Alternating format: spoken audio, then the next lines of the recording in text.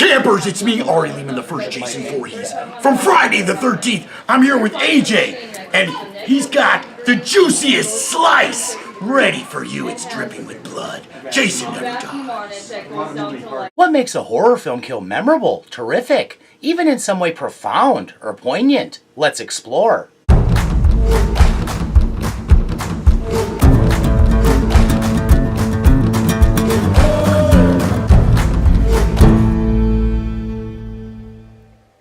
Thanks for checking this out. If anything about it trips your fancy, please like, subscribe, and share. Yes, yes. Without further ado. But I like being fat because it's comfortable, and I like myself fat. It's time for Mom and Dad to catch a few minutes of relaxation before bed, and it would seem Lou's fishing for a late night snack.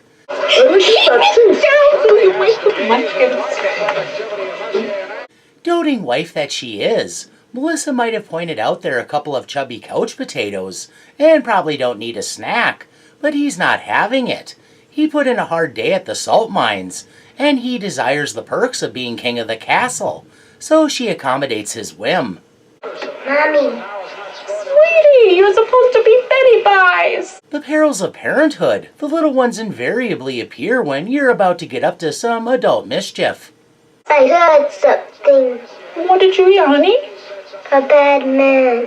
Every kid imagines that the boogeyman is hiding under the bed, in the closet, or skulking around the basement or up in the attic. But this is an instance when the kid may have been onto something. Oh, everything's all right. You go back to bed, Munchkin.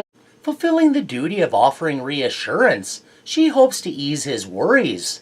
And I'll come and see you a bit later, okay? Okay. So that she can get back to the business of getting her man a treat before she offers up a piece of another kind of delight.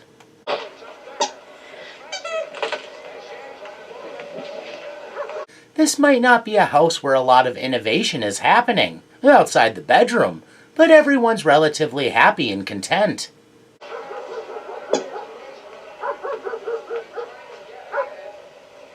Maybe a touch paranoid after her little boy expressed fearfulness.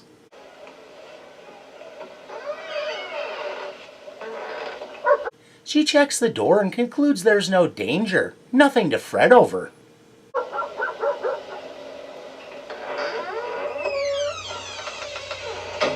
The quicker she manifests their snack, the quicker they can get on with their night. Lovemaking, then sleep, to wash, rinse, and repeat. This is their slice of pie, their piece of the dream, and they're living how a lot of people want to live. A safe life where they are able to enjoy the creature comforts, without too much anxiety over greater concerns.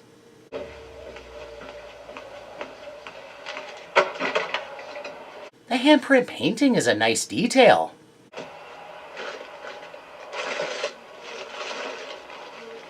Home-baked cheese onions and tomato flan? It was a better time. No, wait.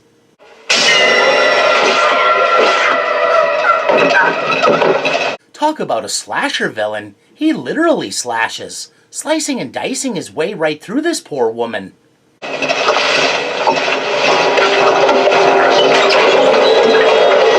This brutal knifing came as such a surprise. She's struck down before she even has a chance to understand what's happening to her.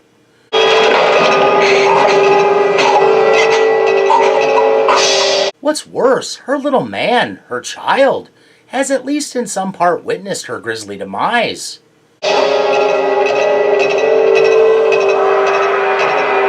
The little guy is maybe scared into silence, or just doesn't know what to do.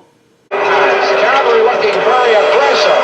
There's the steal by Roberts. Lou thinks the fun time frolics are about to begin because even older bunnies are going to bunny. But the only climax he's in for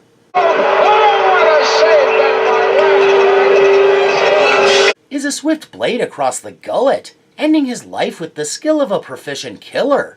What a terrific ad for home security.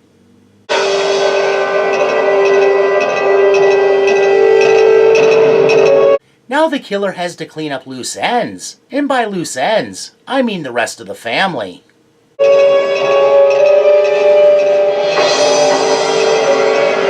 Maybe a little shell-shocked, the little guy doesn't run or evade as the killer approaches.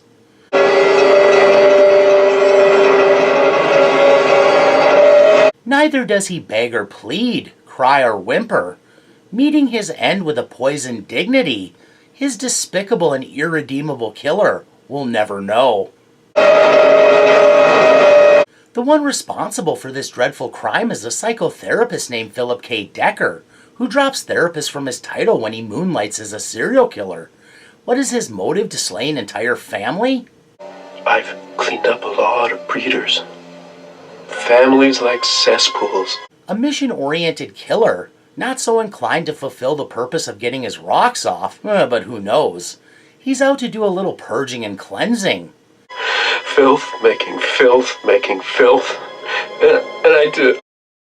To make the world a better place, with less undesirables.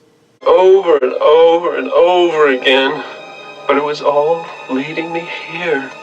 Besides gloriously fulfilling the mandate that there be slasher elements in an otherwise fantasy horror flick, what makes this set of exits extraordinary?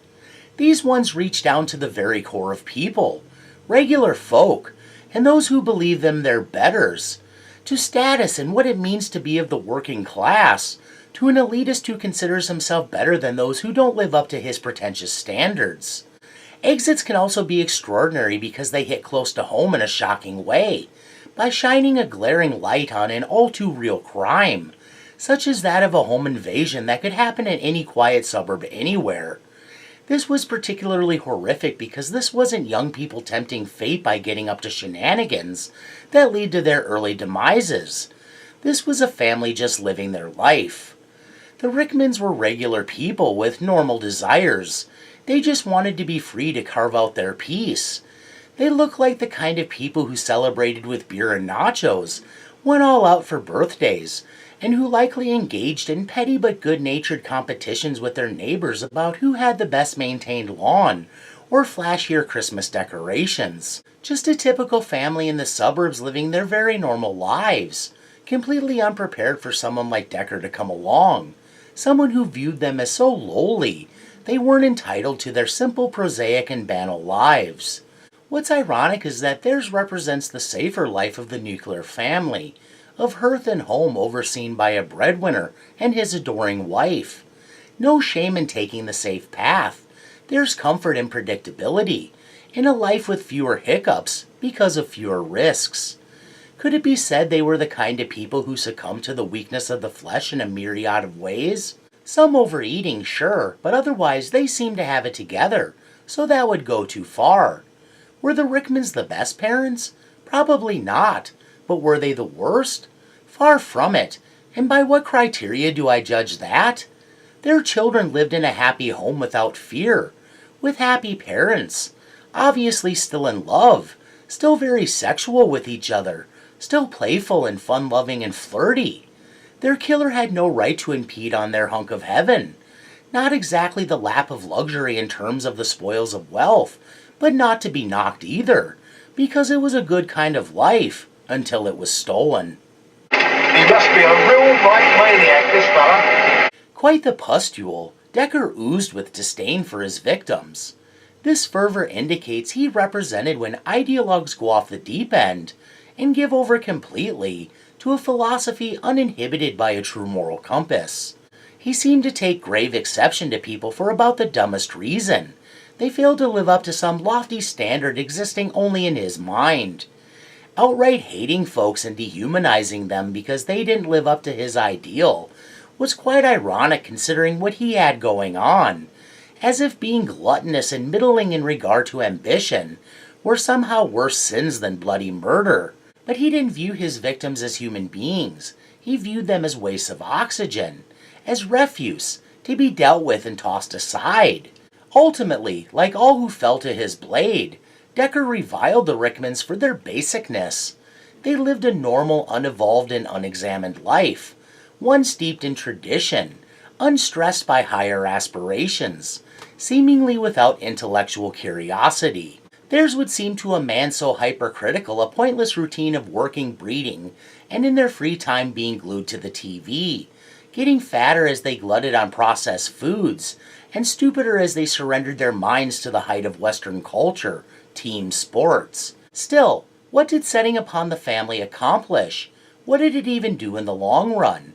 There's no way he could personally make even a dent in what he perceived to be the problem. So what was even the point beyond that he was a psychopath living out his own desire to be some kind of purveyor of proper living? And in lieu of that, an arbiter and angel of death. Is that a nice thing for a doctor to do? Was it a twisted belief that his adult victims weren't living up to their potentials and were therefore utter failures that drove him to eliminate them from the gene pool? So it would seem. In a nutshell, by his estimate, they didn't have legacies deserving of continuing. No reason for their genetics to be propagated. Basically, Devious Decker's concern was that his adult victims' behavior was their legacy.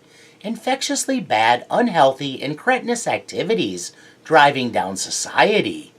Generational degeneration that would only continue if he allowed his victims, and their children, to live, dragging down society as a whole.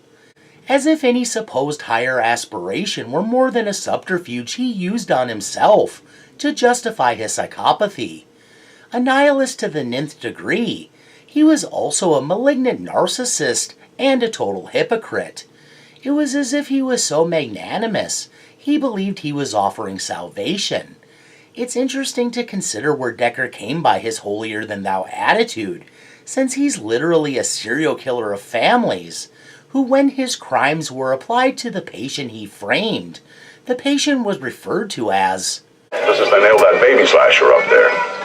Baby slasher? The whole escapade was very unsportsmanlike, but expecting a serial killer to operate with any sense of fairness would be too much to ask, since whatever his high-flung principles, they're contradictory to his true nature, because he really didn't care beyond fulfilling his own desire to wipe out those he held in contempt. In that way, Decker didn't even treat them like prey, so much as lambs to the slaughter. Yep, that stands up to scrutiny. Nightbreed is a strange odyssey about mankind's vilification and subsequent persecution and extermination of those so-called beasties deemed odd, different, or sacrilegious by virtue of questionable appearances. But Decker emerges as the real monster, the quintessential bad man, one even the quote-unquote monsters have to fear, because he will invoke all the authority in his power, whether that endowed by a sharp knife or his stature, to bring down anyone to appease his own sanctimony, even happy young families. Would it be more ideal if these targeted families changed their ways, taught their children better lessons, more veggies, less sweets, all that? Sure, but their lives are their lives, and their prerogatives their prerogatives, and it's not for some outside person to judge them in such a vile and negative way. It justifies their annihilation. God help us, Phil. Well, I've about reached the end of the rope, so I won't leave you dangling. Thanks for entertaining my goofy suppositions. Please share any refutations, opinions, accusations, japes, or other ideas in the comments below. And please join me for whatever I'm up to next time. Bye now. Bye, creepy man! Keep it creepy! He's a weird guy. Goodbye.